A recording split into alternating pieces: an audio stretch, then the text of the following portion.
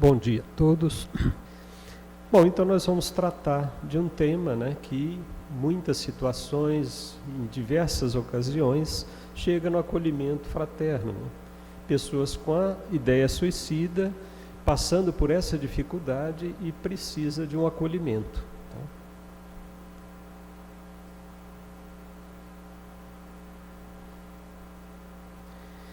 Antes da gente começar, eu trouxe alguns números, são os últimos que nós temos, que medem aí a questão do suicídio no nosso país.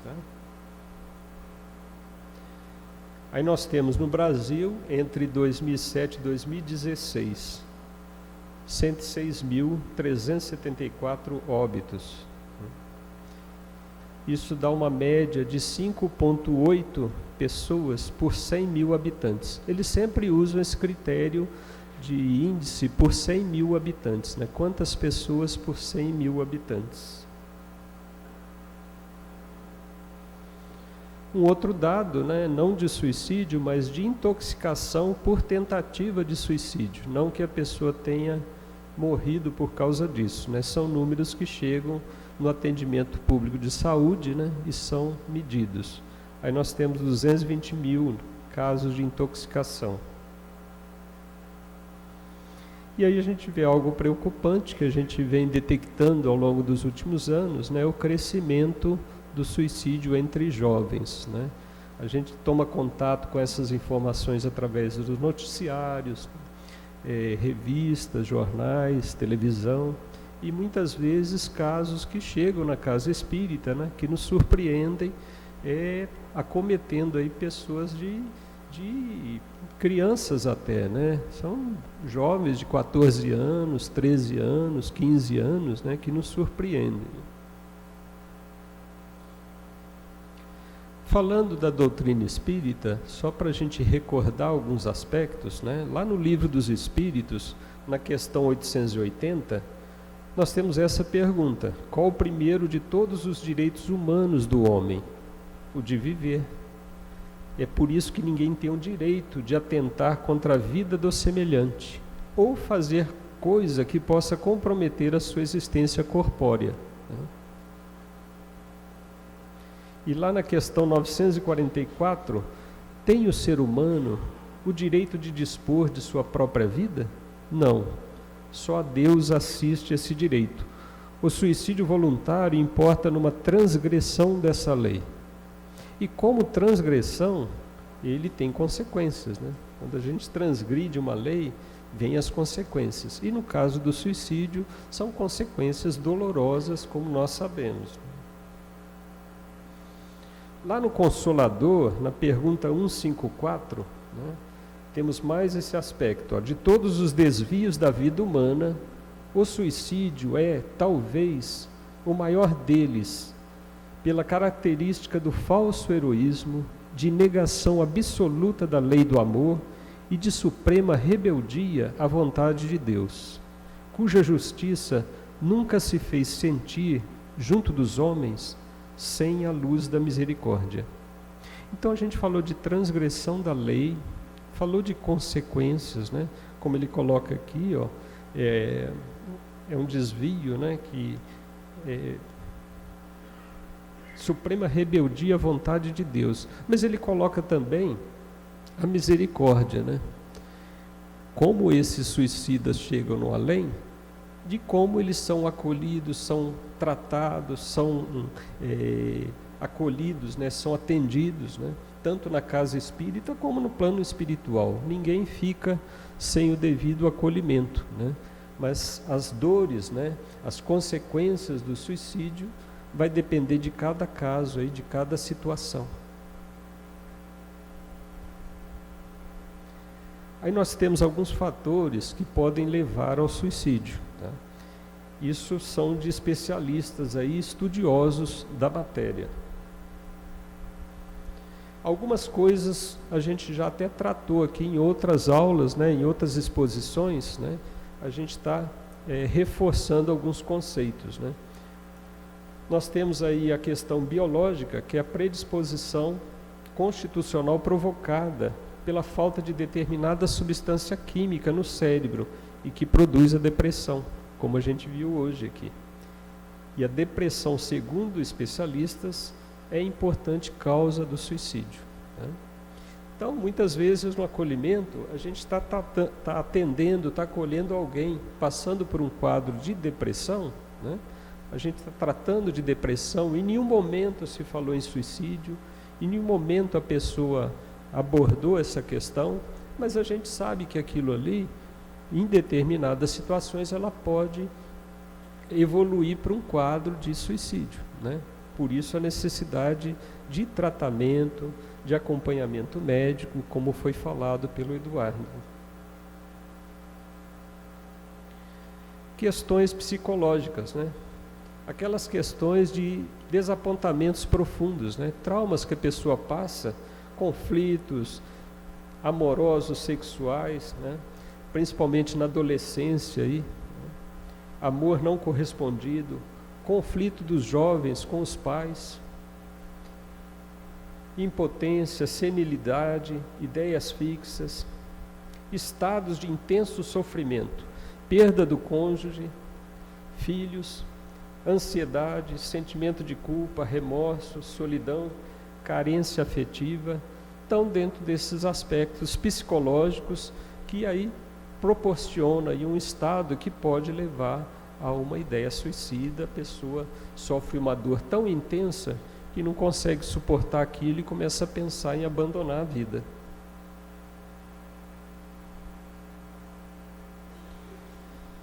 Questões de aspecto social, né? O meio e as influências culturais e econômicas.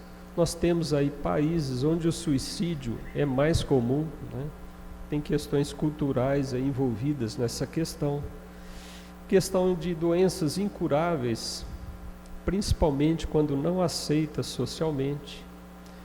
Crise econômica e desemprego são fatores apresentados pelos sociólogos como instiladores do suicídio. Uma série de questões que levam a pessoa a sofrer uma dor intensa, uma dor muito grande, né? Emocional, e ela não vê alternativa, não vê porta para sair daquela dor, né? E a ideia suicida vem junto. Questões de caráter existencial, né? O tédio, a vida vazia, sem objetivos, desesperança, medo do futuro, né? A gente pega o quadro que a gente vive hoje, né? Que o Eduardo falou, né? Desliga a televisão, porque a gente recebe um número de informação tão grande e muitas de caráter negativo, né? Isso vão causando um estado, né? De dificuldade emocional para a pessoa lidar com aquilo tudo. Algumas têm a resiliência de voltar, de enxergar a situação de uma forma mais centrada e equilibrada, outras têm uma dificuldade nisso. E essas informações, esse estado em que o mundo está hoje, né, provoca aí uma dificuldade dela lidar com essas situações e podem desencadear quadros suicidas.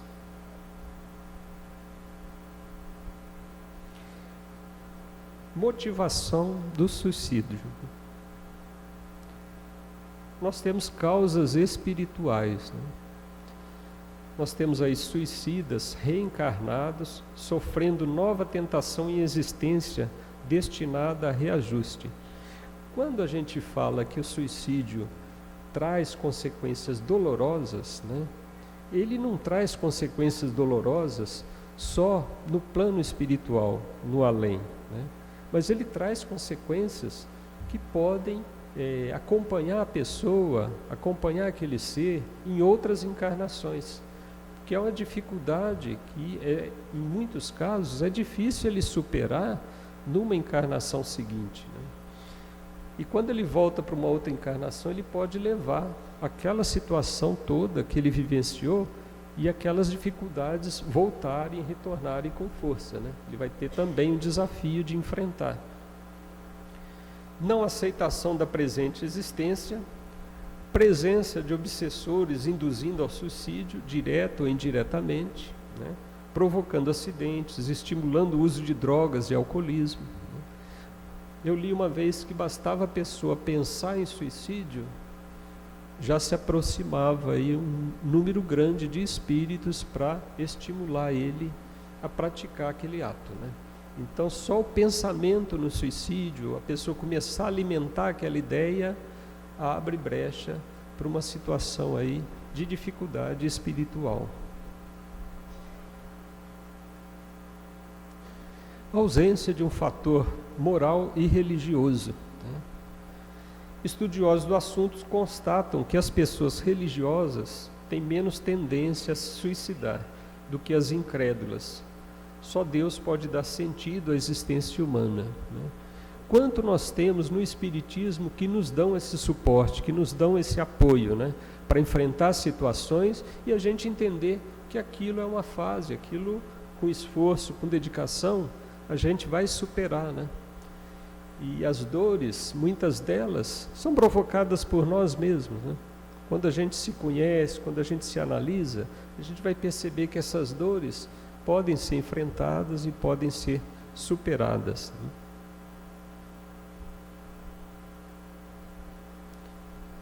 Melancolia e depressão, né, como já foi dito antes, né? A pessoa vai se fechando mais e mais no seu mundo interior e qualquer decepção é transformada em uma grande tristeza, até fugir todo o prazer pela vida e pelas coisas, né? A vida acaba ficando cada vez mais difícil, né? Se ela não sai daquele quadro, se ela não busca ajuda, vai ficando cada vez mais complicado, difícil, e a vontade de viver acaba sendo comprometida em alguns casos. Alucinações. Imaginam perigos fantasiosos e, em desespero, cometem suicídio para fugir das fobias, né? Às vezes é um problema médico, clínico, né, que a pessoa está enfrentando, que precisa de um psiquiatra, precisa para um profissional adequado para acompanhar, para tratar. E às vezes um problema de obsessão, um problema que envolve a mediunidade, envolve a obsessão, e a pessoa não tendo o suporte de um profissional e não tendo a orientação a respeito da obsessão, do tratamento adequado para isso, fica difícil ela lidar com todo esse quadro, né? Quantos casos a gente já ouviu na literatura espírita, né, de pessoas que enfrentaram problemas com a mediunidade, com a obsessão, né, e que foram parar em clínicas, em casas de tratamento psiquiátrico, né, porque não conseguiram resolver a situação. E novamente a obsessão, né, aqueles quadros que você não tem causa real, né, porém fala que deseja morrer ou que a morte é uma boa solução para acabar com tudo. Muitas vezes inimigos do passado que encontram a pessoa e querem prejudicar porque sabe que aquilo vai provocar um sofrimento muito grande, né, acabam se cercando dessa pessoa e colocando ideias suicidas durante o sono, né, durante várias situações do dia a dia, levando a pessoa a pensar nisso com insistência, né. Aquele premeditado, né, que muitas vezes a pessoa usa para castigar alguém que fez algum mal para ela, né? Por exemplo, a mulher traída pelo marido suicida-se para que ele sofra com remorso, ou vice-versa, né? Alguém que quer atingir alguém através de um ato tão doloroso como esse, né? Involuntário, inconsciente, né? Essa imagem é daquele filme Nosso Lar, né, que quando ele chegou no plano espiritual ele era chamado de suicida e não entendia por quê, né? Aí fala do suicídio involuntário, aquele que prejudica a vida, abrevia a existência dele, né, e vai aos poucos, né, diminuindo a sua força vital, a sua capacidade de cumprir aquela encarnação no tempo que foi programado, no tempo que foi definido, né, abreviando a sua existência. Aí nós temos aí o abuso de droga, álcool, vícios, né, que prejudicam a saúde. Aqui a gente abre um parênteses para falar um pouco de suicídio infantil, porque a gente vê aí um crescimento, né, na ocorrência desse tipo de suicídio. Então a gente vê crescimento dos índices entre os jovens. São dados aí de entre 2002 e 2012, fala-se num crescimento de 40% num grupo de jovens de 10 a 14 anos. Então, se a gente for buscar informação nas escolas, na imprensa, prestar atenção nesse tema e começar a coletar essas informações, a gente vai ver uma ocorrência cada vez mais crescente, né? Não só dos casos que chegam na casa espírita, mas que a gente tem notícia aí que estão ocorrendo. Aí a gente tem uma série de fatores para entender isso, né? A Clara Lila, a companheira nossa que hoje está no Rio, no livro Apelo aos Pais, ela faz uma abordagem sobre a infância e sobre esse tipo de dificuldade, falando de outros temas interessantes para a gente entender a situação. Ela fala de bullying, fala do relacionamento pai-filho, é uma abordagem muito bacana, voltada aos pais, preparando os pais para lidar com situações que requer muito dos pais ali uma atitude, uma atenção para os seus filhos, né? Diante de dificuldades que estão surgindo no mundo. E a Clara também está preparando um outro livro, especificamente sobre o suicídio infantil, que a nossa editora deve lançar agora, até outubro, ela deve ser lançado esse livro. O livro já está pronto, está em análise, está em diagramação, sendo preparado, né? Mas vai ser um lançamento voltado exclusivamente sobre o suicídio infantil, dada a importância do tema, para a gente refletir. Divaldo Franco, lá em Temas da Vida e da Morte, do espírito Manuel Filomeno de Miranda, diz o seguinte: a angústia, a insegurança, os conturbadores fenômenos psicossociais e econômicos, as enfermidades crucificadoras, o sentimento de desamparo e de perda, todos concedem na alma imatura e ingrata, fraca de recursos morais para sobrepô-los às contingências transitórias desses propelentes. E este ato trágico assume gravidade a constrangimento maiores quando crianças que ainda não dispõem do discernimento optam pela aberrante decisão. Na visão espírita, um dos motivos que leva a esse tipo de morte é a obsessão, né? Só que aí tem um alerta, né? Muito cuidado, né? Não cair no erro de considerar como obsessão todas as manifestações indevidas da criança, como conduta diferente, agressiva, de isolamento, etc. Eu diz aqui que pode ser uma obsessão, né? É um dos motivos. Também um outro motivo são espíritos com sérios comprometimentos na encarnação anterior.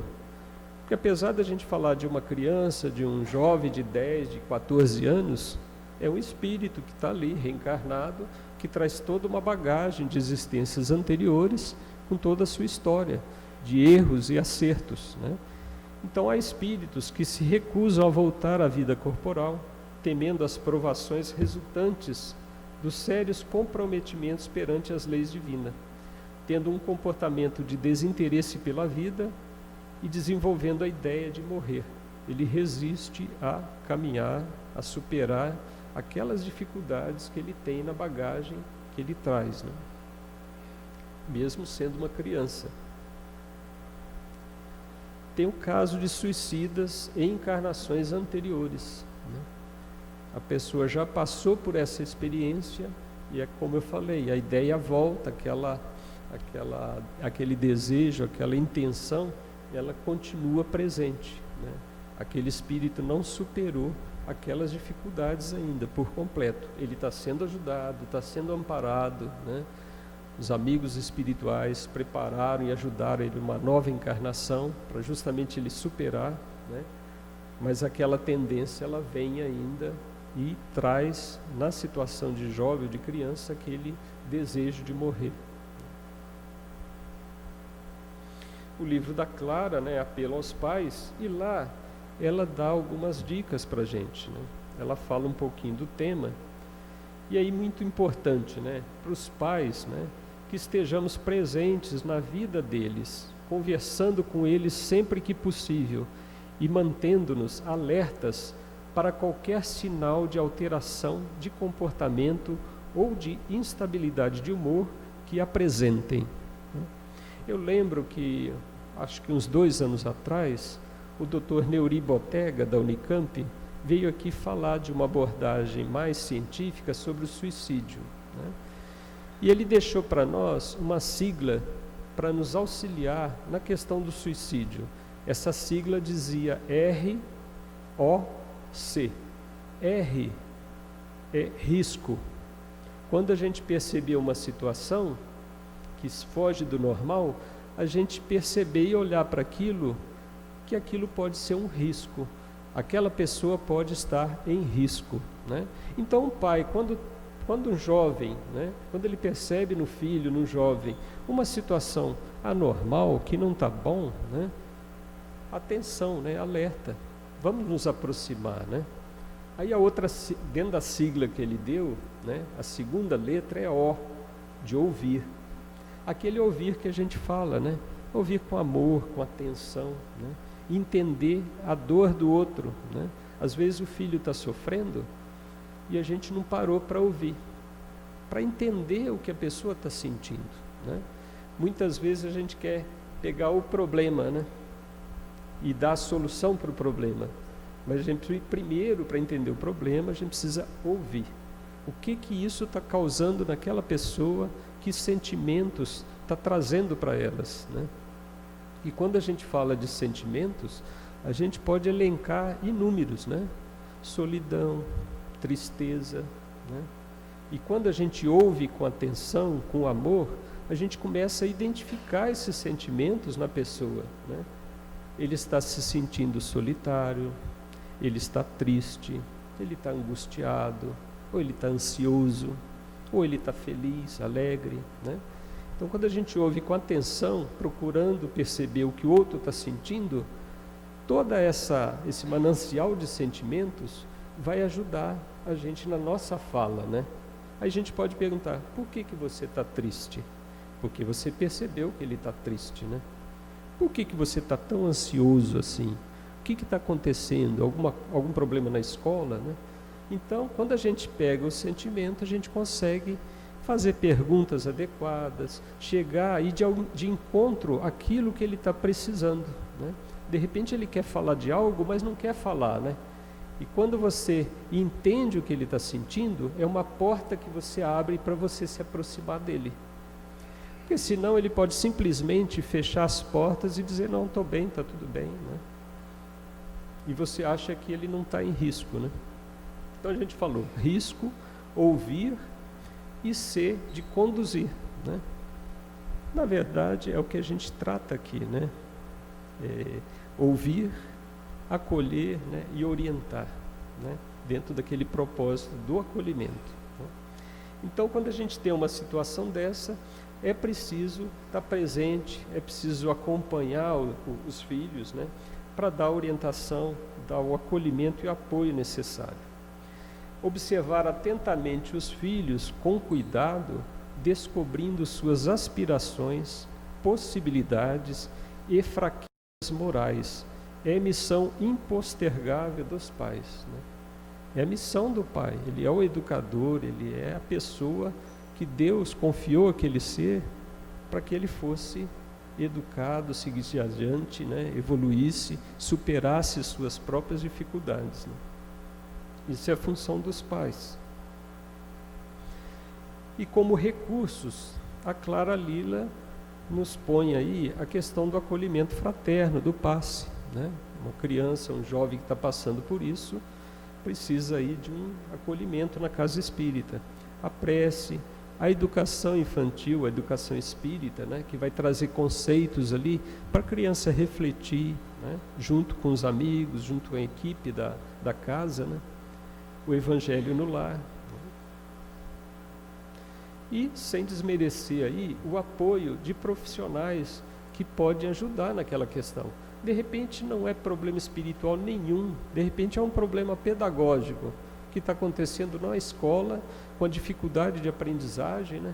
Que um profissional pode orientar, pode ajudar a criança a superar aquele problema, né? Psicólogos, médicos, né?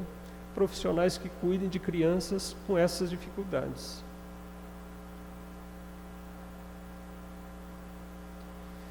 Falamos um pouco da questão do suicídio, das motivações, né, e atitude do acolhedor, né.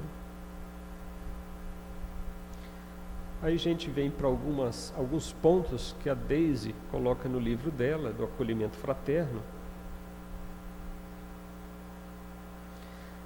Será que estou preparado? Ao longo desses sábados que a gente está aí junto, né, eu acho que a gente já está um pouco preparado, não é mesmo? Precisa só aperfeiçoar algumas coisas, fazer um estágio, né?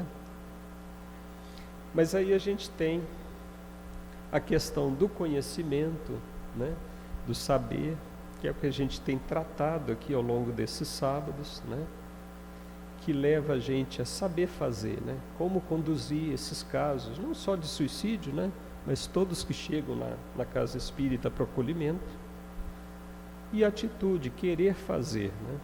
Querer ajudar, querer ser solidário, querer estar presente ali naquele momento para auxiliar aquele irmão naquela dor que ele está sofrendo, a superar aquela dificuldade.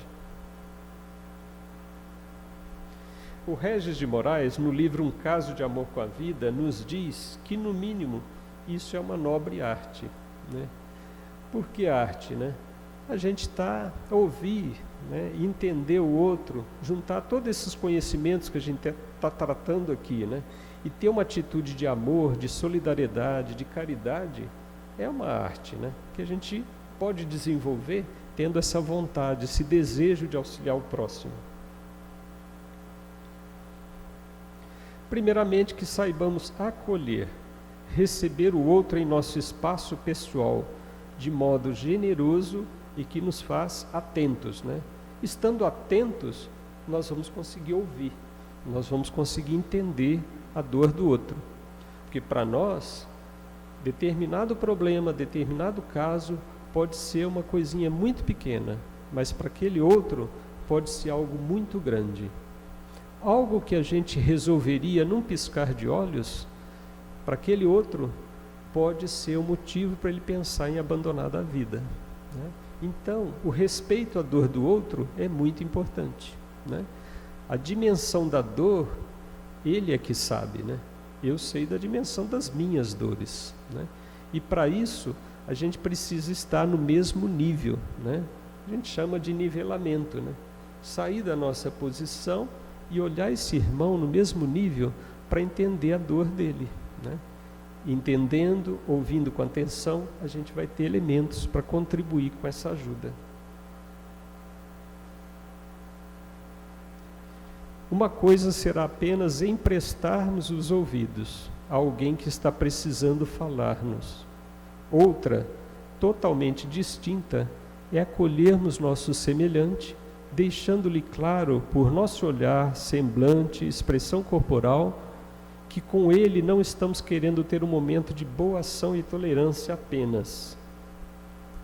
Queremos estar presentes, queremos estar atentos ali, né, para que ele perceba que ele está sendo entendido, que ele está sendo acolhido, que nós nos importamos com a dor dele, né? Porque se a gente tiver uma outra postura, a gente pode nem dizer, mas ele vai perceber, pela nossa postura, né? Se esse desejo não for autêntico, de querer ajudar, de querer estar presente, né, de entender a dificuldade dele, a pessoa vai perceber, né? E é que nem a questão que eu estava falando dos filhos, né? Se a gente não chega com amor, com esse desejo sincero de ajudar, o outro se fecha e pode não falar, né? De repente ele até veio com a ideia de falar do suicídio, mas dependendo da nossa postura, da nossa atuação ali, ele se cala, né? Não fala nada, vem, toma um passo e vai embora e não falou sobre aquilo. Teve uma vez que uma pessoa chegou na frente da nossa casa, era uma tarde, e ela começou, andava de um lado para o outro, né? E ficou em dúvida se entrava ou não, né? Aí o funcionário nosso que fica na portaria, né? Por isso que o acolhimento começa lá fora, na nossa porta, né? Ele sorriu para essa moça e falou: boa tarde, você não deseja entrar? Aí ela parou e entrou. E essa pessoa comentou depois que aquele boa tarde, né? Aquele convite para entrar, ali começou o atendimento, né? Ali começou o acolhimento, porque aquilo fez diferença para ela ganhar força e entrar na nossa casa. E foi um momento de que ela pôde ser ajudada, pôde falar o que ela estava sentindo, né? Que envolvia uma questão de suicídio, e ela não estava com coragem de entrar. Então vocês vejam a importância da disposição que alguém que acolhe faz a diferença ali no momento crucial. Ela poderia não ter entrado, né? Mas aquele boa tarde, aquela disposição em servir, em abrir as portas da casa para recebê-la naquele momento, fez muita diferença. E assim é na recepção, ali no corredor e dentro da sala de acolhimento. Nós fazemos um trabalho de equipe, tá? Não é só o acolhedor, é toda a equipe que está trabalhando na casa, sem contar, é lógico, da equipe espiritual. Isso envolve toda uma situação e proporciona confiança, né? A pessoa se sente confiante em quem está ali na frente dela, que está acolhendo, né? Ela se sente confiante para falar aquilo que vai dentro do coração dela, para falar das suas dores, né? Ela encontra ali uma oportunidade de ser aceita, de ser acolhida, que ali ela se sente segura para falar, né? Imagina alguém sentar na sua frente e falar coisas que nunca falou para ninguém, né? De repente você é a primeira pessoa que está ouvindo sobre aquela situação, que ela não teve coragem de dizer para mais ninguém, mas ela confiou em você, ela se sentiu segura para abrir o coração e falar daquelas dores para você. Imagina a pessoa falar que está pensando em se matar, né? É uma coisa dolorosa, né? Às vezes ela sentiu confiança de falar para você. Aí, mais uma vez, né, é preciso aprender a ouvir antes de falar, né? Cuidado, né? Vamos ouvir com calma, com atenção, né? Procurar entender, né, da situação, né? É suicídio, né? Por que você está querendo se matar, né? O que está acontecendo? O que você está sentindo que te levou a esses pensamentos, né? A pessoa pode falar mais, né? Que pode ajudar a gente a dar o direcionamento na hora de orientar, né?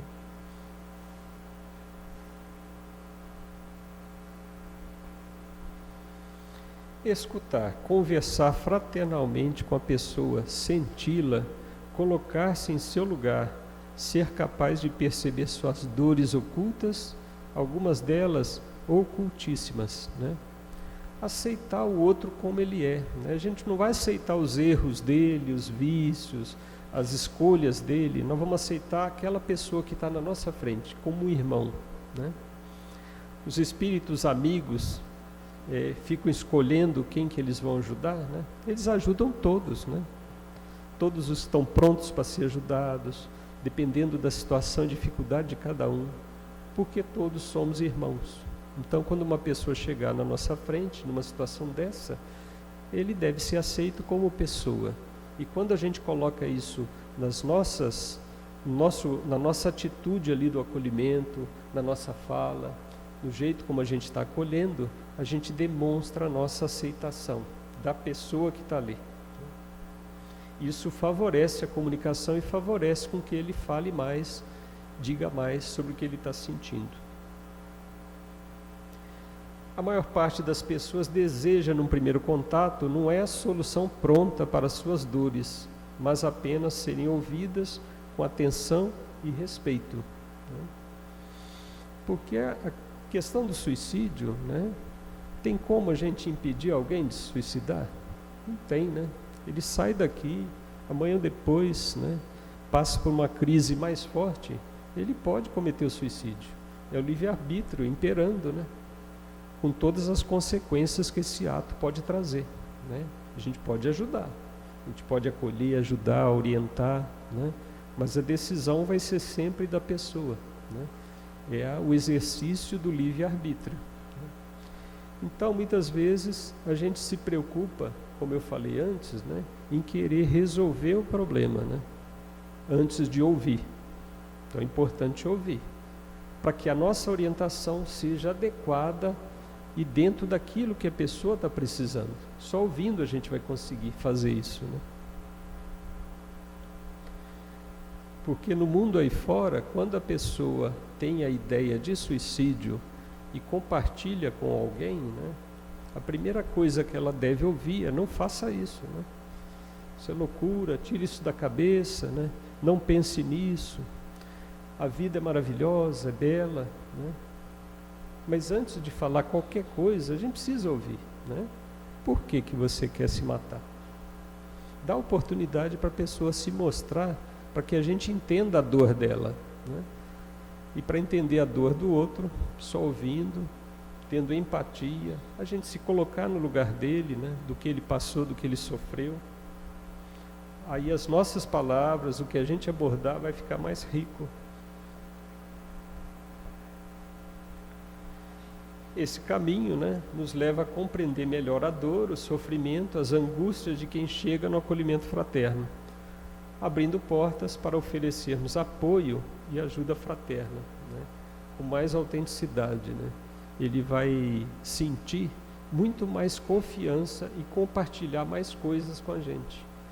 E a entender o que a gente está falando, né? Porque a primeira sensação que a pessoa tem é aquela de que, puxa, essa pessoa está me entendendo. Ela sabe o que eu estou passando. Ela sabe a dimensão da minha dor. Ela me entende como pessoa. Eu posso confiar nela. Isso aí é automático, né? Aí ela se abre mais, né? A compreensão da dificuldade aumenta, né? E o entendimento chega e proporciona aí o acolhimento de fato e a orientação.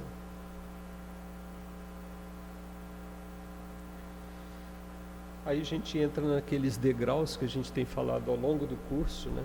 Que é o acolher, né? O ouvir com atenção, com amor, com espírito de caridade e fraternidade,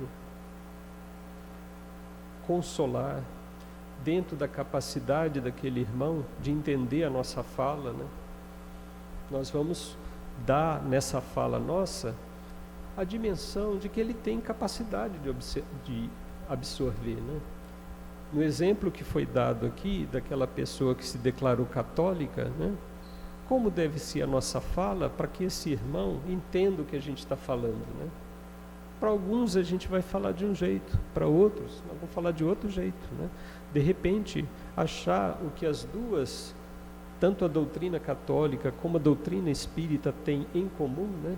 E trabalhar em cima disso, né? Para que a pessoa perceba, né, que tem certas verdades que independe de que doutrina ou que religião esteja, né?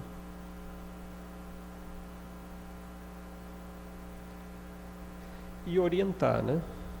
Também dentro do possível de entendimento e compreensão da pessoa, né?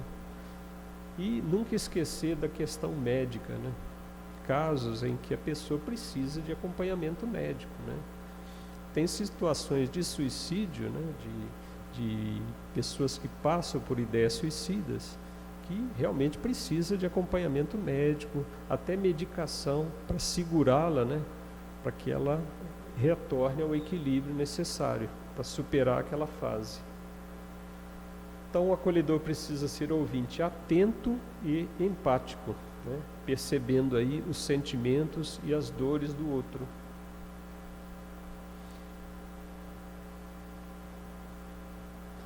Pontos importantes para reforçar. Quando as pessoas dizem eu estou cansado da vida ou não há mais razão para eu viver, elas geralmente são rejeitadas ou então são obrigadas a ouvir sobre outras pessoas que estiverem em dificuldade. É aquele erro da gente se preocupar com o problema.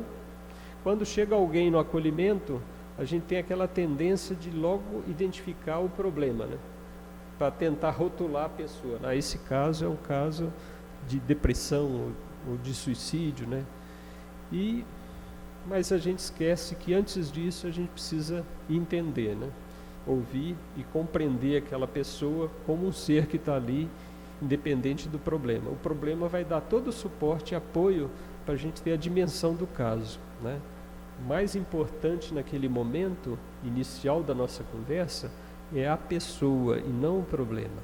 A pessoa é importante, com toda a carga que ela chega de sentimentos. Se é um suicida, deixa de lado, né? Vão olhar a pessoa para a gente entender. Depois retoma a questão do suicídio dentro da oportunidade do desenrolar do diálogo.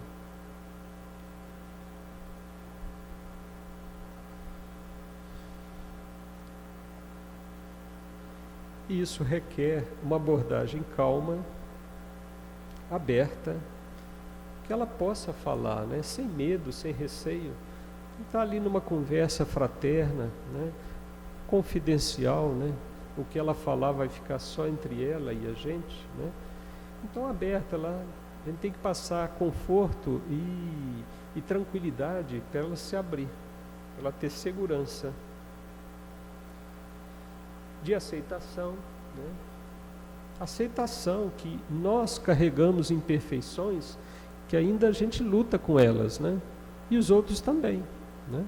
Assim como nós carregamos as nossas imperfeições, os outros também carregam as deles, né? Então vamos aceitá-lo como irmão. De não julgamento, né? Querer julgar a pessoa sem entender a dor, sem entender as dificuldades dela, né? A gente não precisa julgar ninguém, né? A vida é que cuida de cada um, de cada caso, né? A lei de ação e reação vai colocar a gente no caminho certo para a gente continuar evoluindo e crescendo. Isso é fundamental para facilitar a comunicação. Ouça com cordialidade, trate com respeito, empatia com as emoções e cuidado com o sigilo. É uma pessoa que está abrindo para você questões muito íntimas, né? Muito reservadas, e que merece ali muito respeito, né? Muito cuidado.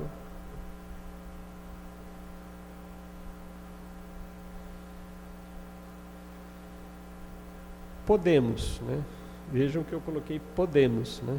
Para isso a gente precisa ter toda uma bagagem ali que o acolhimento vai proporcionar, para a gente entender até que ponto a gente pode abordar um tópico ou outro, né? É assim no diálogo com os espíritos, né? Nem tudo a gente vai dizer, né? Muitas coisas eles mesmos vão perceber, né? Mas a pessoa chegou na casa espírita, veio buscar a doutrina espírita para alívio daquelas dores e sofrimentos que ele está passando, né? Então a gente podemos delicadamente abordar o assunto sob a ótica espírita. Falar francamente da condição do suicida no plano espiritual. De repente, num primeiro atendimento, você não vai ter condição nem de falar nada disso, né? A pessoa vai vir para uma preleção, para o passe, depois você conversa de novo, ela vai se reequilibrando, vai recebendo os fluidos aí do tratamento espiritual, vai ganhando condição de ouvir com maior franqueza certos tópicos, certos temas que a gente tem para abordar. Isso vai depender de como você vai sentir aquela pessoa, até que ponto aquilo que você vai falar vai realmente ajudar. Falar que o corpo morre e o espírito dele se desliga, mas não perde a individualidade nem suas faculdades.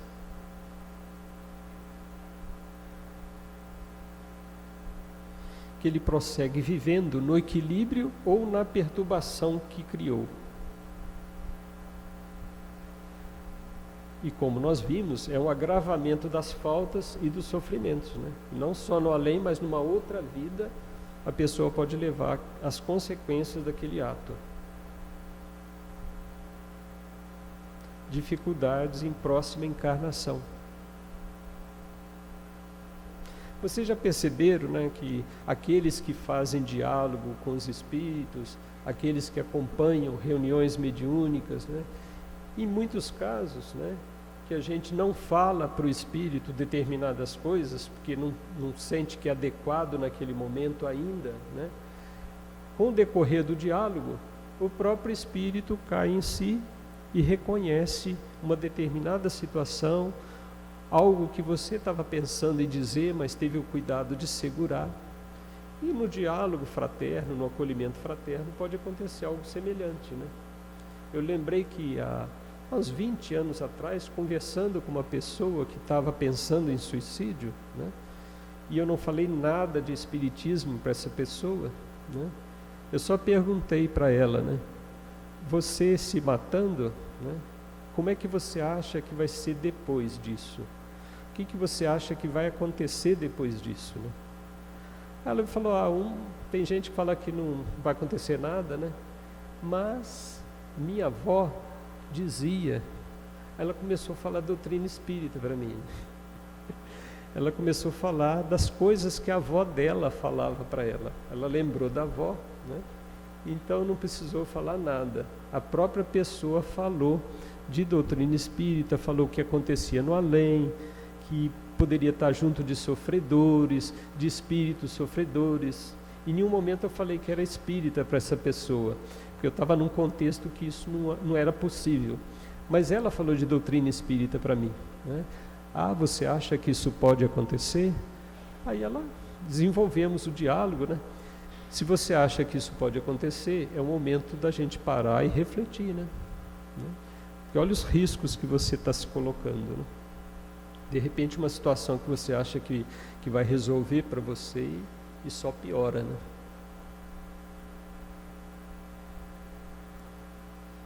Conviver com espíritos em condição de infelicidade como ele. A gente viu isso no filme Nosso Lar, né? A dor e o sofrimento daquele espírito ao chegar no além e estar naquele ambiente de dor e de sofrimento. E ali foi um suicídio inconsciente, né? Imagina um que é premeditado, intencional, né?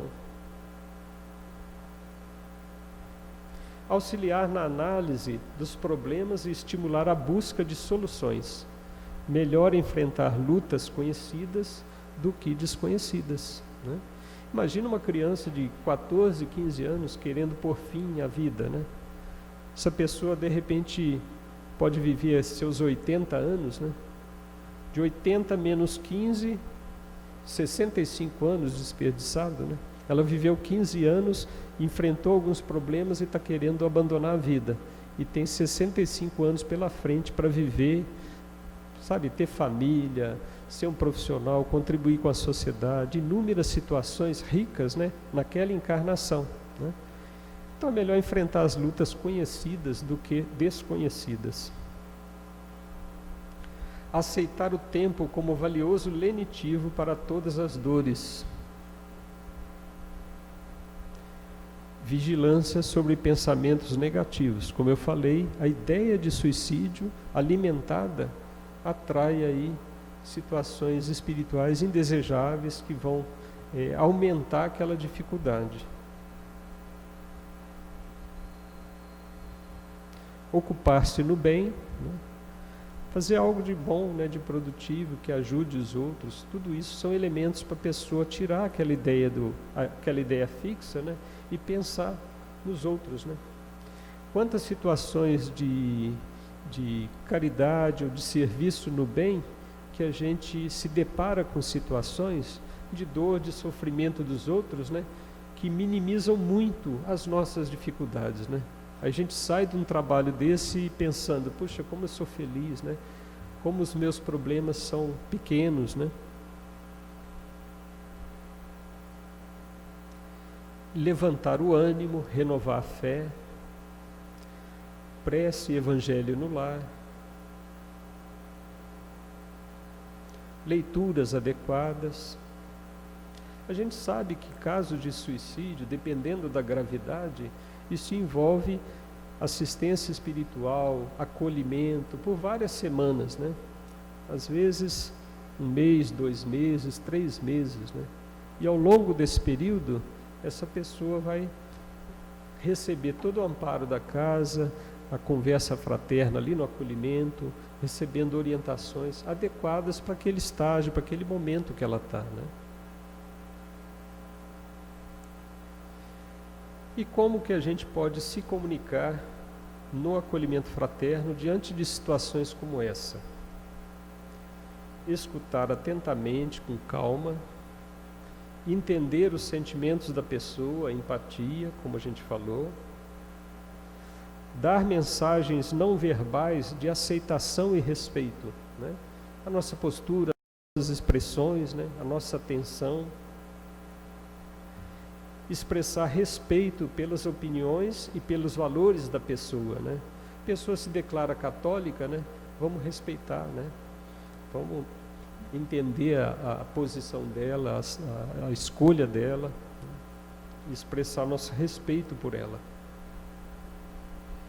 Conversar honestamente, com autenticidade, né? Ser autêntico, ser verdadeiro na nossa fala, né? Porque a gente não puder falar, a gente vai abordar de outra forma, né? Se a pessoa tiver condição de entender aquilo que a gente quer falar, a gente fale com honestidade, com franqueza, com verdade. Mostrar sua preocupação, seu cuidado e sua afeição, né? Demonstrar isso na sua fala, que você está preocupado, que você quer ajudar. Você, que eu digo, a casa, né? Nós fazemos parte de uma equipe, né? A casa está ali para acolhê-la, né? E nós somos membros de uma equipe, estamos ali presentes e prontos para oferecer nossa ajuda. Mais uma vez, focalizar nos sentimentos da pessoa, né? Quando vocês estiverem em dificuldade no acolhimento, procure lembrar disso, tá? Isso é problema, isso é sentimento. Deixa o problema de lado, deixa eu prestar atenção no que essa pessoa está sentindo, no que ela está tentando me transmitir, tá?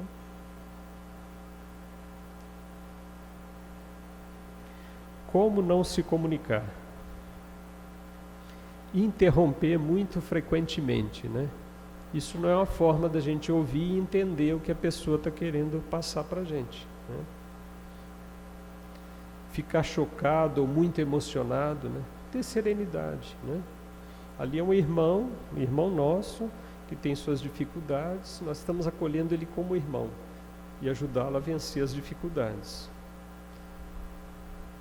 Dizer que você está ocupado, a pessoa percebe nas suas expressões, na sua postura, né, que você de repente quer apressar aquele acolhimento, né? Você não quer alongar muito, né? Você entrou numa zona que você se sente inseguro, né? A pessoa vai perceber isso tudo. Fazer o problema parecer trivial.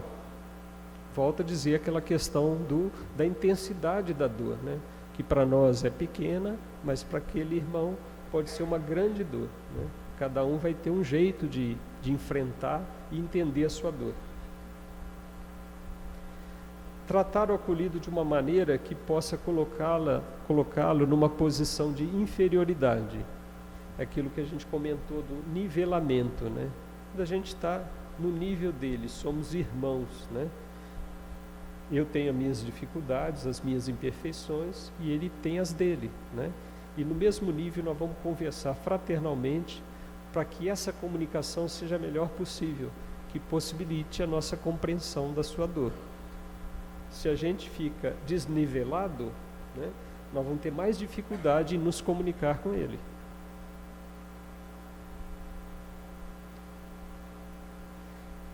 Dizer simplesmente que tudo vai ficar bem, né? Então é difícil, né? Se dizer para a pessoa que tudo vai ser resolvido, né? É que nem o caso da pessoa que está com medo de ser mandada embora, né? Não, ser mandado embora, você vai arrumar um emprego logo em seguida, né? É melhor a gente falar o que você está fazendo para se preparar, né? Para se profissionalizar, para estar preparado, né? Porque quem está preparado acaba tendo uma dificuldade ali, mas uma outra porta se abre, né? Mas não dizer simplesmente que tudo vai ficar bem, né? Mas mostrar a ajuda e a disposição que ele vai ter, não só da equipe física da casa, mas da equipe espiritual para superar aquela dificuldade, né? Porque depende dele também, né? Se a gente disser para a pessoa que tudo vai ficar bem, né?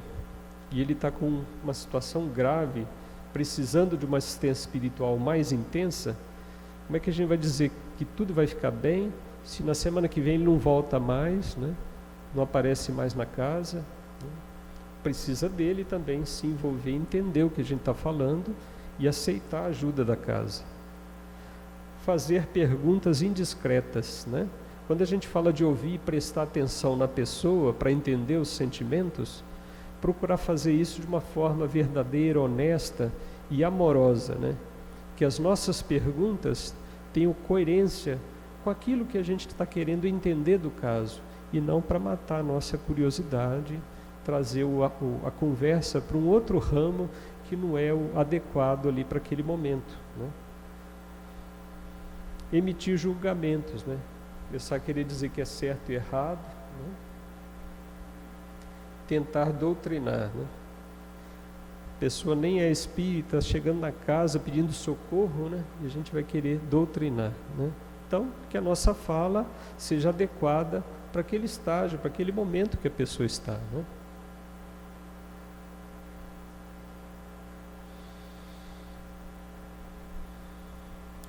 Aí nós temos a bibliografia, a gente tem conteúdo aí do Livro dos Espíritos, do Acolhimento Fraterno na Casa Espírita, da Deise, do Apelo aos Pais, da Clara Lila, Francisco Xavier, no livro Ação e Reação, o Consolador, também de Chico Xavier, e uma apostila do CVV, do Centro Valorização da Vida, traz alguns elementos da questão do suicídio.